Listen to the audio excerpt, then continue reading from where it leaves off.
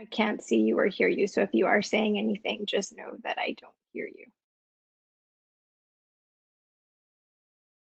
Oh, there she is.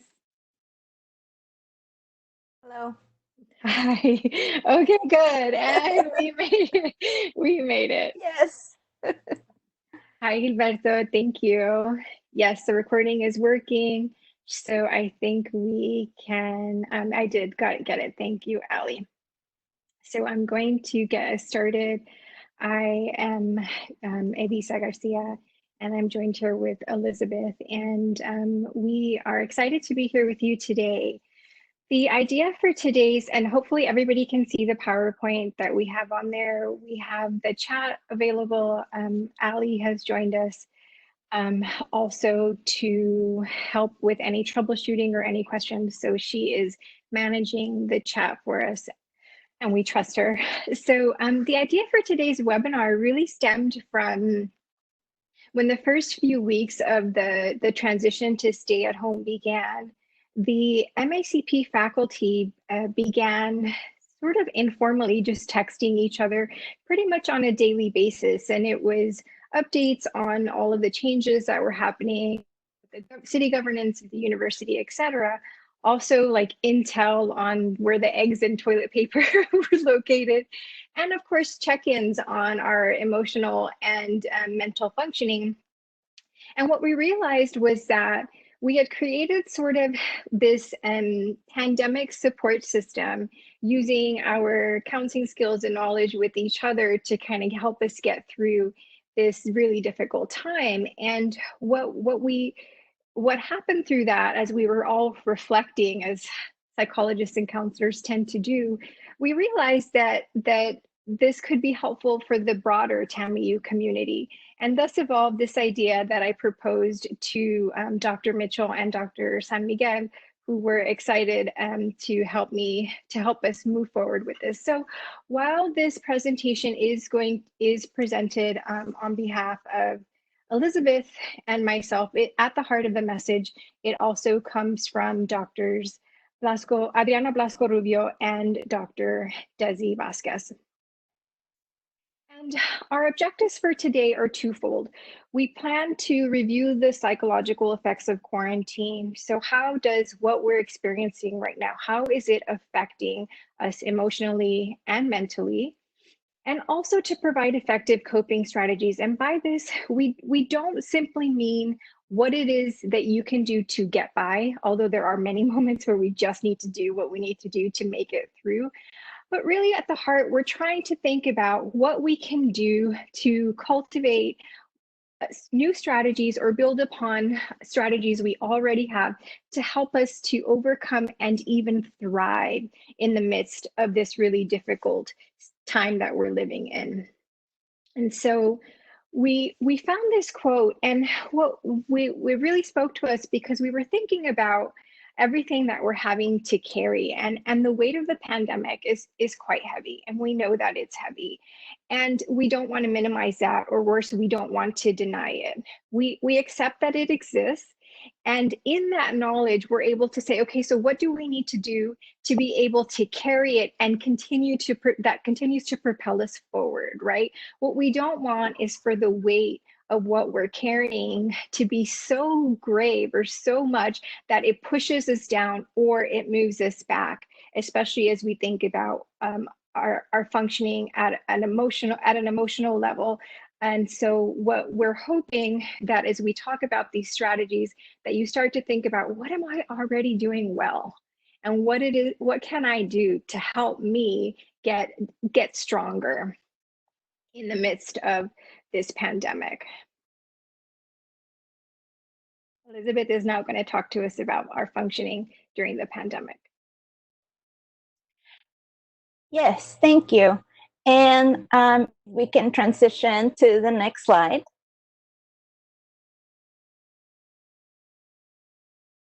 So one of the things that we probably need to talk about first is the psychological impact of quarantine.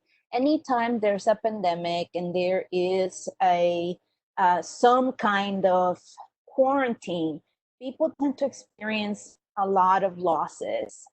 People experience loss of routines. So, for example, the things that we were used to doing before the pandemic are no longer things that are part of our schedule. So, for most of us with kids, for example, we would get up in the morning, get the kids ready, take them to school. That's no longer there. We were used to getting up, getting ready to go to work and be in the office and meet colleagues for lunch. That's no longer a part of our lives, and it hasn't been for a while. Another loss that we can experience during quarantine is a loss of social connections. For a lot of us, our workplaces are places where we connect with um, a lot of our colleagues, a lot of our students. And I was actually talking to Dr. Garcia and Dr. Blasco Rubio and Dr. Vasquez about this. Like, that's probably one of the things that I miss the most, interacting with the students in person.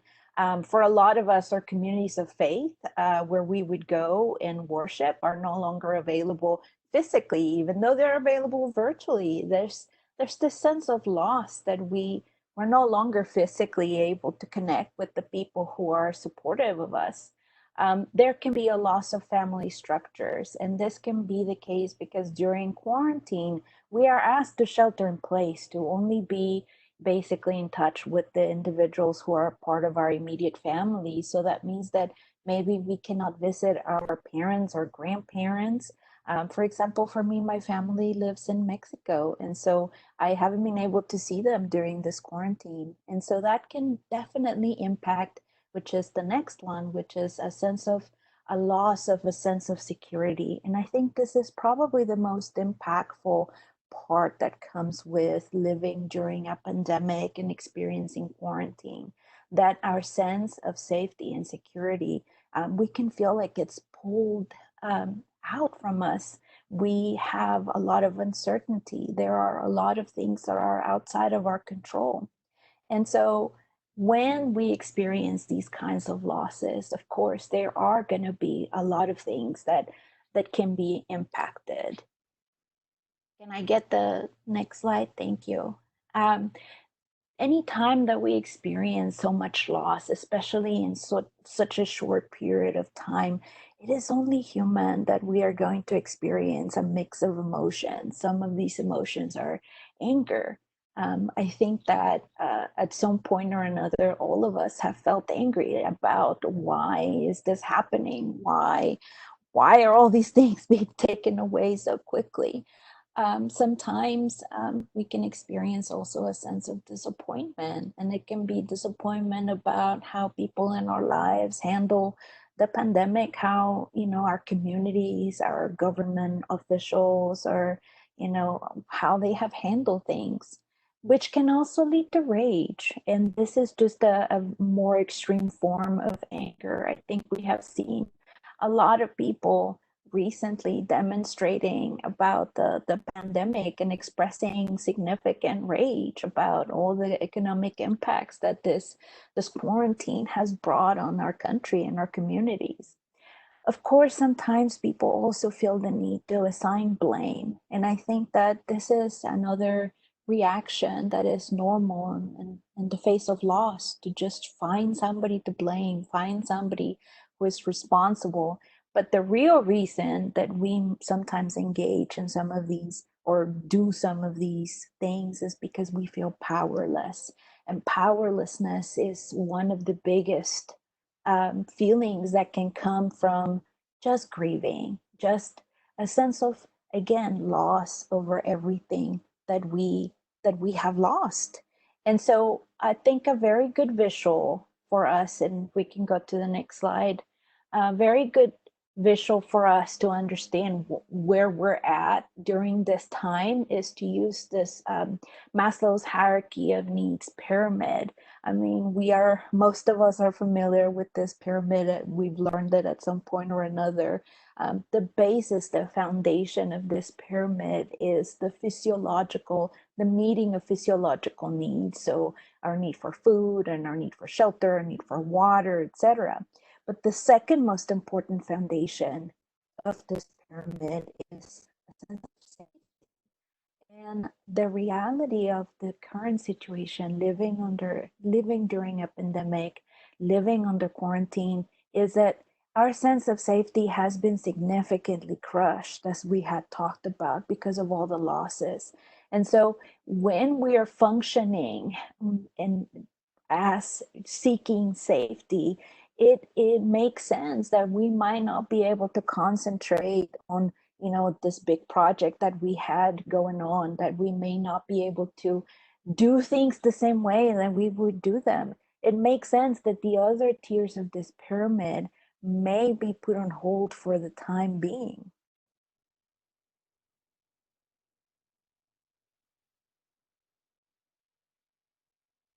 So one way that we can put our situation in context, and this actually came from another psychologist who did this reframe that really sort of put things in perspective. I think Dr. Garcia and I were talking about this, and it's just such a big realization that came from reading this.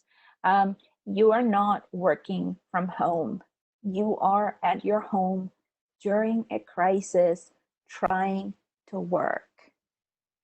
This really puts into perspective the reality of the situation that we're living in. I mean, we are experiencing significant stress. We're working under significant stress. And it's not as simple as saying we're working from home.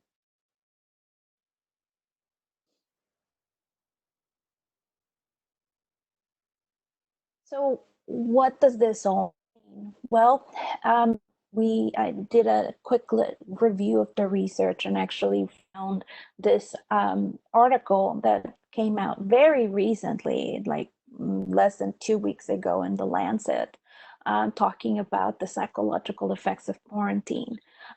People who are quarantined are more likely to experience the following: psychological distress, which I have been talking about this. Low mood, that basically means feeling sad.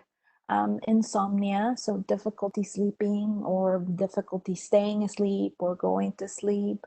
Of course, intense stress, as we've been talking, due to the shattering of her sense of safety. There's sometimes anxiety, which in clinical terms, anxiety is basically apprehension, intense apprehension about the future. And this is apprehension that goes beyond the normal feeling of, I wonder what's going to happen tomorrow. Um, we can go back. Thank you. Again, we can feel anger and irritability. And if you think about it, I mean, being cooped up at home for over a month now, I mean, obviously some sense of irritability is going to come out. Also, emotional exhaustion. I mean, having to deal with the barrage of information that is being thrown at us and being in this constant state of hypervigilance. Okay, what new indication is being sent our way this today? What new thing is going to be restricted today? Can definitely lead to emotional exhaustion, as well as depression. For those of you not familiar with the symptoms of depression, depression is more than feeling sad. Depression includes symptoms like sadness, difficulty sleeping, disturbances in eating, disturbances in the enjoyment of everyday life. And usually these symptoms last longer than 2 weeks.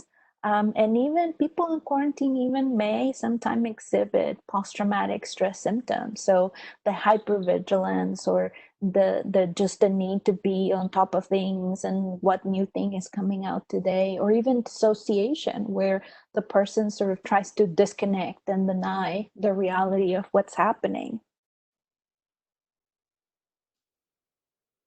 So, why are we talking about all this? The reason that we're talking about this is because we don't recognize, if we don't attend to these feelings, then they can really have a negative impact in our mental health and our lives in general. Sometimes it's difficult because people who are physically well or healthy, or people who have a job, like a lot of us at TEMU, we still have a job, and we might feel like we are not really entitled to feeling upset because we have all of these things, whereas so many other people don't. But the reality is that it is important to attend to these feelings and these emotions.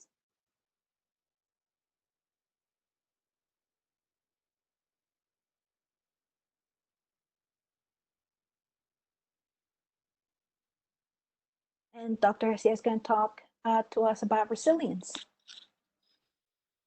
Hi. So thank you, Elizabeth, for that explanation. And so all of this comes together to help us to think about where we're at, how we're struggling, how we're making it through. And when we think about resilience, there are multiple models that exist to understand and explain it. And our definition for the purposes of the presentation looks at resilience as advancing despite adversity. What this means is that there is a choice involved in the process. And so we all have genetic predispositions towards certain resiliency factors. We also have, the epigenetics components related to our environments. Even in consideration of those things, wherever we're at, we can make a choice to build upon and train ourselves in resilience specific related behaviors. And the key piece related to this definition is that there has to be adversity, right? So there has to exist something beyond just a general stressor, but something that is so difficult that is difficult to manage. And in that process, people make a decision to move forward, and they do it by cultivating various skills and behaviors. This past semester and last year, I began teaching the freshman signature course on becoming resilient. And we utilized a textbook by two psychologists out in the East Coast. And what they did is they conducted qualitative research with POWs from the Vietnam War, the special warfare from the Navy and the Army, and also from community individuals who had experienced significant traumatic events like sexual assault, kidnapping, cancer diagnoses. And from their research, they derived these 10 resilience factors. I'm going to review them very briefly because what I want you to take from this is that the strategies that we're coming to in the next few slides, they all are derived from these factors. When we talk about realistic optimism, what we're thinking here is the confidence that things will turn out well. And it involves a future-oriented approach.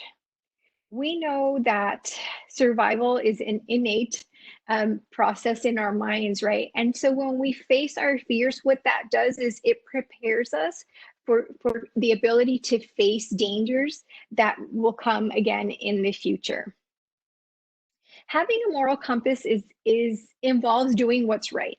So it is being a person of integrity, knowing your values and standing on those values. So you use them to direct your choices, to direct your behavior. Drawing upon faith, believe in a higher power, and using that through prayer and meditation is also very, very important. Social support is twofold. So one part is being the kind of person who people want to help, right? And then the other part is actually helping people in big and small ways. And it's not so much the act itself, but it is this what sometimes it's about what that behavior costs you, right? So it's self-sacrificing and coming out of your time. We know that imitation is a powerful tool to shape human behavior. And so when we find role models in our lives or find role models whom we can aspire to shape our lives, it can have a very positive impact on our behavior. Physical fitness. This one's a fun one. I've been working with Dr. Brett Nickerson in this course, and when we talk about physical fitness, we're thinking about movement, right? So my definition of fitness may not be your definition of fitness, right? And especially with all of the restrictions with wearing a mask and all of those things, it's difficult. And so we're also being realistic in this process.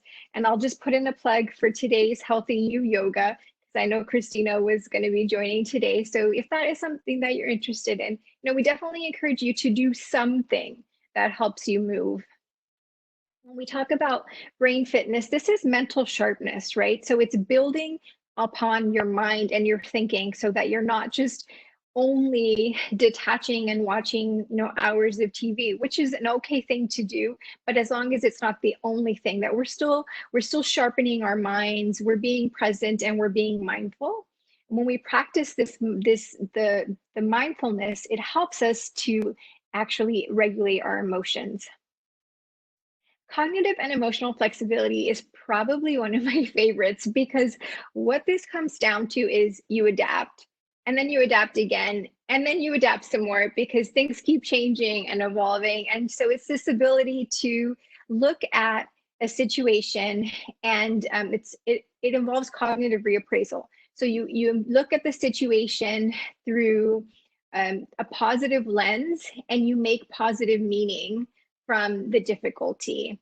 And that ties really closely in with the final one here about meaning and purpose, and trying to figure out what the bigger picture is in the midst of the adverse experience.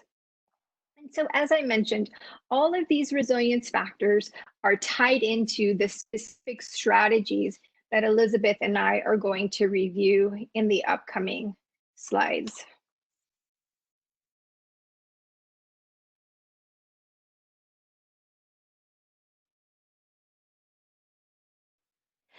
So now we're going to get down to the practical, and we're going to talk about some really concrete ways in which you can cope with the current situation, build resilience, and help yourself do better and thrive during this situation. So the first suggestion that we have for coping with the pandemic and the quarantine is to stick to a routine. I think it can be really tempting when we're at home to basically go to bed late, wake up late, especially kids don't go to school anymore, those of us who are parents. And so I think it can be really tempting to do that, but it's very important for our health and our mental health to create a new routine, to go to sleep at a reasonable time, to wake up at a reasonable time, and to have a schedule that includes time for work, to complete all the tasks that we need for work. Those of us who have kids, to make sure that we spend some time helping them with their schoolwork and everything, but also take time for ourselves, for our self-care. And we're going to talk about some ways in which we can do that. But definitely, I cannot emphasize enough how important it is to stick to a routine. The next coping skill that we want to talk about is to dress for the social life that we want. I think it's important when we're at home to be comfortable, right? But I think that there is something about getting ready in whatever sense getting ready is normal for each and every one of you. There is something about getting ready that can make you feel like you're getting ready for the day. And so getting for example, give an example in my case. So getting ready, getting my hair ready, getting my makeup ready, and that there's a sense of accomplishment even in something so small.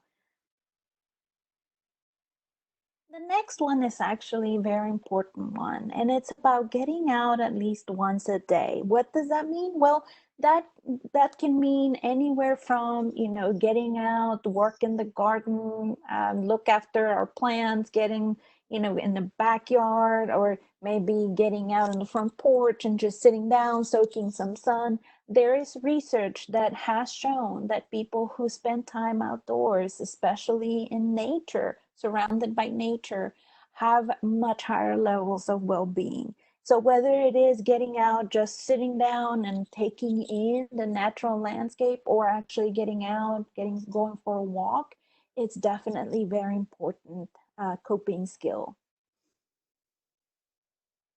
And this one is also maybe tied to the previous one, because it's important to find some time to move. There are so many studies, like there's significant research showing that moving and exercising, and exercising might be meaning, because a lot of times when we think about exercise, we think about intense, hardworking things. And the reality is that moving is the key. There's research showing that even just moving for 30 minutes, like taking a brisk walk or walking the dog or, anything like that, um, can and does have a significant impact on our neurotransmitters and the brain. So neurotransmitters associated with happiness and contentment and enjoyment, like dopamine and serotonin, can be activated. Of course, we also have to be safe, and so definitely if we choose to work out outside, and it's important that we follow the guidelines and the regulation, but it is possible. If not possible, then there are a lot of fitness videos available online. I know that, for example, the YMCA is making a lot of workouts available at home. I know that there are a lot of trainers online who are making workouts available to their followers. So there are a lot of options, but moving is definitely an important coping skill during this time. The next one is all about leveraging our social connections, reaching out to others. Now, that might not be possible to reach out to other people in terms of personally, physically, the way that we would. But reaching out virtually, like Dr. Garcia was saying, as soon as the pandemic started, it started this chat with all the faculty, and that is a way of reaching out to others. For example, I mentioned my family lives in Mexico. I've been in regular contact with them. I mean, we do FaceTime, we do text, we do phone calls. So, you know, check in on colleagues, check in on friends. Everybody needs everybody during this time, so definitely reach out. Now, this one is one of my favorites. This one is about developing a self-care toolkit. What does that look like? Well, it's going to be different for everybody, but this idea is to find one or two things that really sort of help you and in some way to help you relax, to help you take care of yourself. So I can give you an example. My self-care toolkit is like this big old bag where I have a lot of markers and coloring books and yarn and crochet hooks and embroidery stuff, because those are the kinds of things that I reach out for whenever I'm stressed out and I need some kind of an outlet. So I'll be coloring in a coloring book, or I'll be doing some crochet, but this may not necessarily be what works for you. So maybe your self-care toolkit can be like, maybe you can put some pictures of previous vacations where you had a lot of fun and you enjoyed time with family in a box, and sort of reach out for that box whenever times get, whenever you feel that you're starting to feel down, or you're starting to feel like things are getting really hard.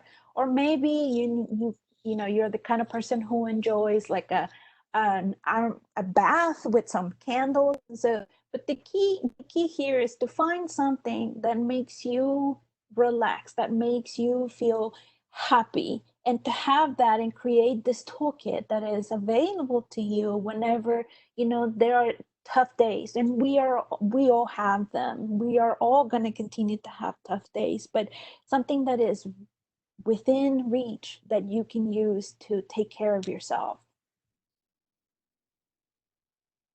The next one is related to, remember we talked about one of the side effects of quarantine can be getting very irritable and sometimes angry.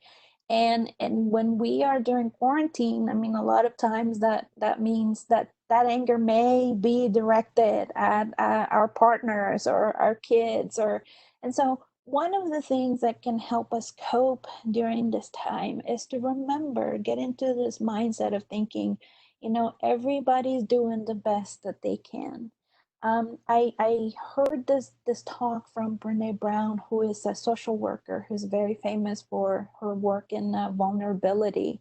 When she says, you know, when you assume that everybody's doing the best that they can, things change. Like you give them the benefit of the doubt, and so when somebody, and that means that sometimes that if there is some irritability that is causing an argument, then maybe you don't show up to that argument because you're giving them the benefit of the doubt. You're saying, you know, they're just doing the best they can. This is a difficult time for all of us. And that can make a big difference, especially those of us who have kids at home, or those of us who have a partner. The next one is about finding your own retreat space. I mean, I don't think this is as much an issue for us here in Laredo as it is for example, people in New York where space is at a premium, right?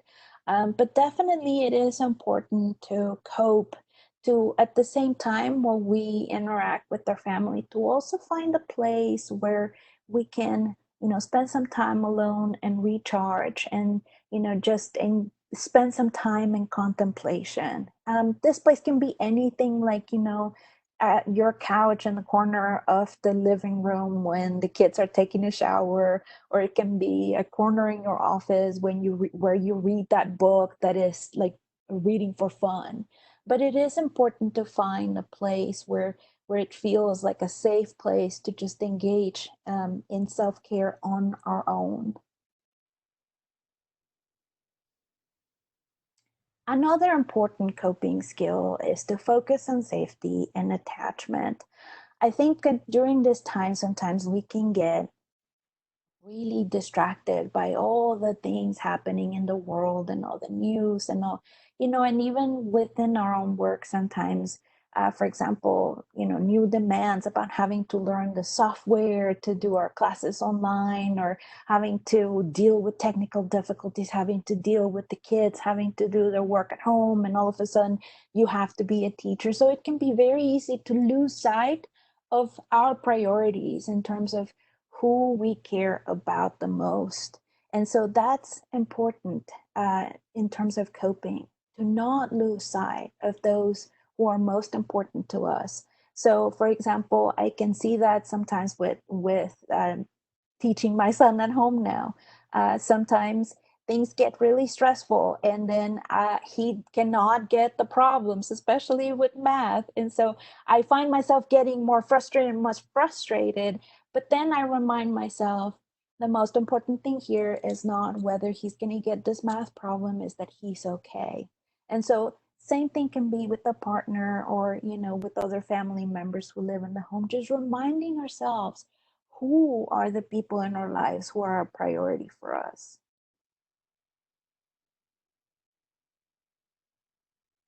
I'm going to continue with the list. We have quite a few, so hopefully, and we are going to ask you. I know some of you are already putting some information on the chat, like the rec center is offering.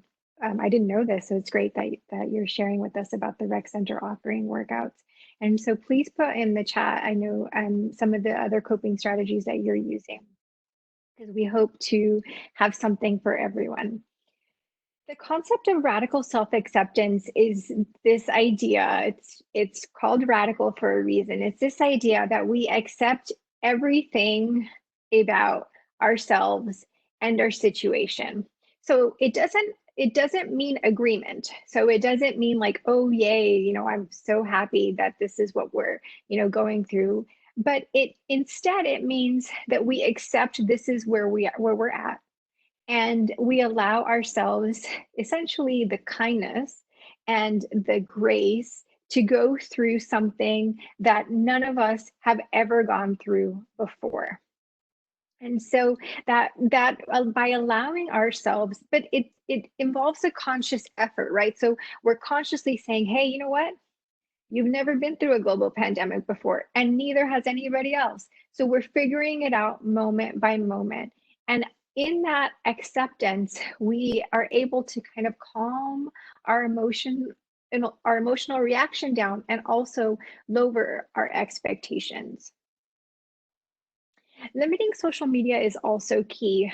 The reports and research that I've seen, the suggestions tend to be at about 30 minutes, 30-minute increments for 2 to 3 times a day max. Now, I know some of you are, into the politics of this, and some of this might be kind of your field, and so I understand that.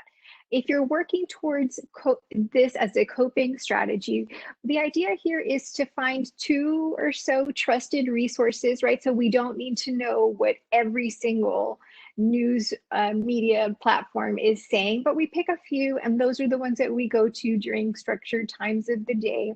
So if we know that for those of us who are doing the virtual classroom live, maybe I'm not reading it right before I'm about to go lecture. So we're making conscious efforts about this because it's available to us 24/7 all of the time. So we have to think about that. The other thing here that is really important is that we know some of us prefer a certain news station over other news stations, right? Based on our values and our political beliefs. And if that's the case, then I strongly encourage you to not go and sit and find out what are the other people saying about this. If you already know that you're at a heightened level of anxiety, worry, frustration, irritability, then why put in information that on a pre-pandemic functioning was going to annoy you and irritate you in current pandemic functioning is just going to set you off? Don't do it. Just don't open that website. Notice the good, the helpers. This is so fun. I'm not sure if any of you are John Krasinski fans, but he started the Some Good News YouTube channel. And essentially all he does is he posts videos about good things that are happening in the world around us. And it's so lovely because I'm crying most of the time, but I'm also laughing because it feels good to incorporate the heartfelt kind acts that other people are doing. And so paying attention to that helps to balance off this idea of like everything around me is falling apart. Instead, you focus on, hey, there are some good things that are happening and I need to stop and notice those and pay attention to those and feed myself with that in order to maintain. Remember, we talked about it's how you carry the load. And so when you infuse some pillars that include goodness, it helps quite a bit to keep things balanced. Helping others, this is pretty much defined however. There's so many opportunities to help people around you. It just depends on what it is that you are able to do in your life, right? So I don't really enjoy cooking. And it's been tough for me to have to do that every day. But I can kind of, sort of, maybe a little bit bake very simple recipes. And so this past weekend, I baked some banana bread and then I just drove and dropped it off to my sister and then I dropped it off. So I was doing, and just like driving and baking and then them sending me pictures of them eating it. It just helps you to think like, okay, I'm doing something for someone else and they're enjoying it. I've also dropped off toilet paper. I've done different things to help people because it helps me to feel good as well. When we talk about finding something you can control, this is the idea of short-term goals. So if you've been looking at that bookshelf or that closet or that drawer in the kitchen that's just a mess, focusing on trying to get little small projects organized, it helps to develop a sense of control and that you have you're empowered a little bit to make a difference and shape your environment in some way. It does make a difference. And I also want you to think about what we're saying in terms of sort of 2 areas of your life. Right now, many of us are pretty swamped with grading and we have 2 weeks before grades are due, and so all that will consume quite a bit of time. But many of us are going to find ourselves in 2 or 3 weeks with a bit more time to fill than we've been used to. And so we have to start thinking now about how are we going to fill that time so that we maintain a level of functioning that is healthy. And that leads us to thinking about a long-term project. So I know Elizabeth mentioned that she likes to crochet, so she started, crocheting a scarf, something that will take a bit more time. And you might start thinking about your classes for the fall, or you might think, no, I can't think about that. I need a break. But you might have a garden you want to start or something that you'd like to build, whatever it looks like for you, as long as you are working towards that goal, it does help you to feel productive as well as empowered. Engaging in repetitive movements, these are things like puzzles. I am incredibly proud of myself. I, on my own, completed a 1,000 piece puzzle. It took about 6 weeks to do it because of obviously I wasn't doing it every day for long periods of time. But what I found in myself is that pre-pandemic, when I'd get home from work, I'd like to watch TV, an hour or so of something. But all the screen time of teaching with the computer and all of my supervision and meetings are on the computer, but sitting down to watch TV, it was just another screen. And for me, it just wasn't working. So I found a puzzle and it helped me because I didn't have my phone near me. I had music on, and it just was an hour here and there that I could just focus on something that helped me to just relax and feel better. Similarly, finding an expressive art, those of you who are naturally good at painting, drawing, coloring, those of you who play an instrument, that fits to something of creation feels so good that you're creating something and then sharing it with each other, right? So take a screenshot of it or something and like, hey, look at what I colored. Hey, look at what I drew. And then it's like, oh, I feel so good when, I have students who are coloring and they're so good with the shading and they sent me a picture of the final one. It's like, wow, that inspires me to work and try to think about how am I going to try to color a tree to look a little bit more creative than I did before. It does matter. And so while it may seem small, these small things make big differences in the lives of the people around you. And finding humor, I mean, we cannot like emphasize this one enough. I'm sure you all have seen there's been so many memes that are hilarious and also videos and songs about this whole experience. The recent one that Dr. Blasco Rubio sent yesterday was this girl who says she's a music teacher and she's like, I wrote a song. And so she starts playing her instrument and then like 5 seconds later, she just starts screaming. It is so it is so funny. It's like silly funny, but it's just like this moment of, yep, that's what the pandemic feels like. And so it just helps to just in the moment. When I watched it, I was like, oh my goodness, this is so funny. And then I just moved on to the next thing. So they don't have to take, you don't have to watch a comedy that lasts all this time. It can be these 5-second things here and there that change the mood and make a dramatic impact on those around you. Thank you, Dr. Garcia, and I will continue with the next slide of different coping skills for the current situation. And this one is reaching out for help. And this can mean anything, anywhere from reaching out to our family members, reaching out to our community, reaching out to our neighbors, reaching out to, people we care about, but also reaching out and get professional help if needed. I mean, most mental health professionals are available, even though they would use telehealth basically. So it would be sort of virtually seeing a therapist or a mental health professional. And I mean, that's always an option. I mean, help is available. It's just the important thing is to think about reaching out for it and getting it. Another important coping skill to keep in mind is to take it moment by moment. I think it can be really easy to go down this dark black vortex of what's going to happen tomorrow? What am I going to do? How is the fall semester going to be? When are we going to go back to normal? I mean, you can see where that's going down really quickly, right?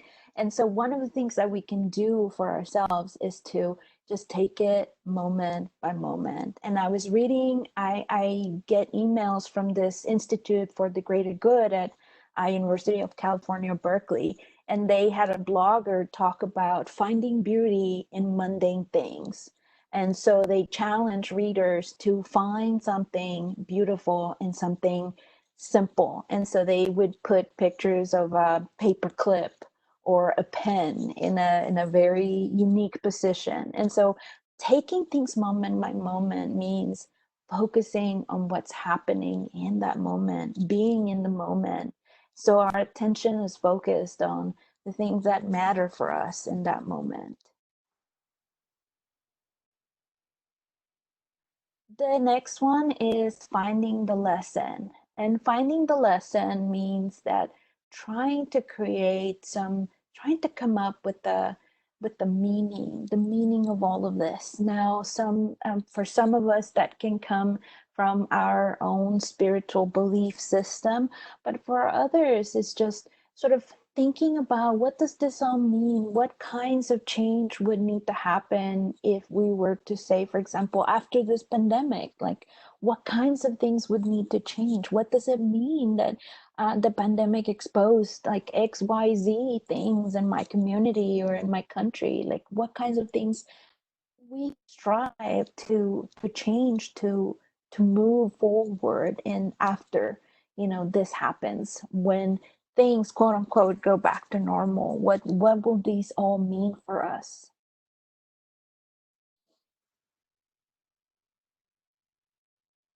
And so now, another coping skill that we can use is actually practicing gratitude. And gratitude is actually just experiencing thankfulness for the things that are present in our lives. And so I want to guide us through a brief gratitude meditation. And so I'm going to ask you now to just relax, let go of the pressure, like let your shoulders relax, let your face relax, and feel center. And now I'm going to ask you to focus on what you're grateful for. It can be in the form of a list. Just think about all the things, big and small, that you are grateful for.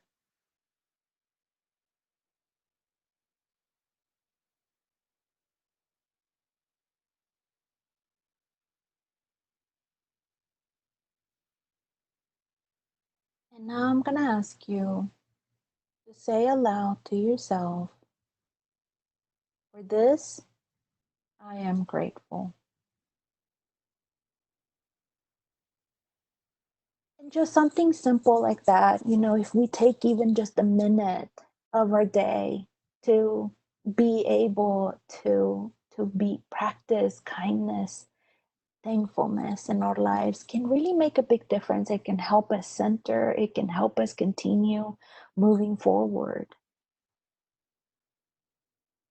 So to summarize, this is our challenge to you. Every day, we want you to ask yourself these questions. What am I grateful for today? Who am I checking in on or connecting with today? What expectations of normal am I letting go of today? How am I getting outside today? How am I moving my body today? What beauty am I either creating, cultivating, or inviting today? So, as Elizabeth mentioned, this is about creating a routine. So, when you ask yourself these questions at the beginning of the day, it allows you to set the tone, right? So you're in control to the extent possible of some of these things rather than, it's the end of the day, you taught your class, these emails are coming through, this is going on, your kid needs this, and you're like, I don't have time for any of these things. So be mindful of this, plan ahead, and we think that could be a helpful tool to get you to set the tone for a productive and effective time. We also want to provide you with a few resources. These are the national resources. So the Greater Good Science Center that Elizabeth mentioned, the American Psychological Association, and the Positive Psychology Center. We have, I'm not sure if all of you all are familiar with this, but TAMIU, the Counseling Center, allows faculty and staff access to therapy assistance online. And so what this is independent modules that you can complete, and you can see on the right-hand side the enrollment key. So you sign in with your TAMIU email address, you put in the enrollment key of wellness 19-20, and you have access to completing all of these modules independently. And the HR, they don't have access to who's completing which of these modules. So you do have the privacy in that. Highly recommend it. There is also students also have access to this. I've had my freshmen completing them, and they have provided some good information, some good feedback about them. Just as an FYI, we will advertise these, but just so you know, we are going to host some more on Tuesday of next week. We will do one specifically for students on managing stress for them. And then we plan to offer one kind of similar to this, but specifically for those of you who are parents, how you can help yourself and your kids specifically during this time. And that will be next Wednesday at noon as well. And I'm also going to put up, I'm going to switch out of the PowerPoint, and I'm going to put up the information for our EAP so that you have that accessible to you as well. And we will open it up to questions, although I'm seeing here that apparently you all cannot chat with each other. So I'm going to see if I know how to fix those restrictions. If you have any questions, please put them in the chat. We can see them. I'm going to switch out of this and open up the other.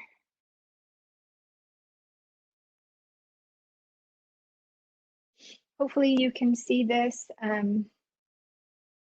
well. So what we have here is the information for our new EAP. And so you can call them at the number or go to the guidanceresources.com. If you have any questions on how to access this, I received it from HR or from Christina Valenciano. And so this is all available to us as TAMIU employees. We can have virtual therapy, legal guidance, financial resources. So we have access to this as TAMIU employees. I'm getting some questions about accessing the recording of the presentation. I was asked to record it like almost right before I started, so I actually don't know where it's going to be held once I hit stop. So I promise you that I will figure it out. I will work with Albert, and then I think the best method is to talk with Christina. She's been such a valuable asset, and she can give some information on how to share where this will be held. So I will also send it'll take me a while to click, but I'll send it right now. It's called Some Good News, and it is John Krasinski. So I think if I start trying to click different things, it'll be too hard. But if Ali, if you can find the quick YouTube and put the link, that would be helpful. I think some of these were sent directly to me. We can share the PowerPoint as well. So we can include that with the video recording, and we'll get that information out to you. So I just want to make sure, I'm not sure if everybody saw that the Rec Center, it has videos that they've been posting. So we encourage you to make use of those. And so I know we are at time, so I am going to stop the recording, and we thank you for joining. Hopefully you can see our email addresses. So if you have any questions about this presentation or how to move forward, Elizabeth and I are happy to be of assistance. So thank you, guys. Thank you, everyone. Thank you. It was great.